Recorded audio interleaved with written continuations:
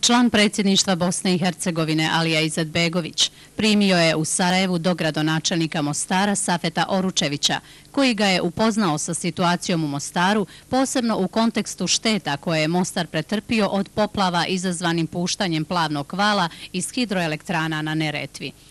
Oručević je obavijestio Izetbegovića da su povodom ovog slučaja, koji je Mostaru nanio velike štete, gradske i kantonalne strukture pokrenule istragu te zatražile nadoknadu šteta od Elektroprivrede Bosne i Hercegovine i Elektroprivrede Herceg Bosne.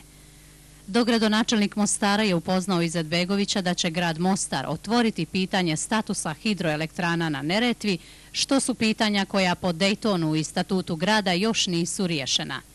Već dugo vremena zbog ovih neriješenih pitanja u vrhu federacije održavaju se paralelizmi energetskih sistema na Neretvi.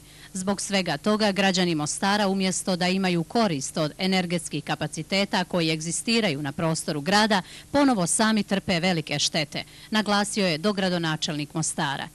Oručević je u razgovoru sa Izetbegovićem rekao da će na gradskom vijeću grada Mostara te sa predstavnicima međunarodne zajednice otvoriti pitanja statusa hidroelektrana na Neretvi i zatražiti razgovore sa hrvatskim predstavnicima sa nivoa kantona, federacije kao i sa predsjedavajućim predsjedništva Antom Jelavićem.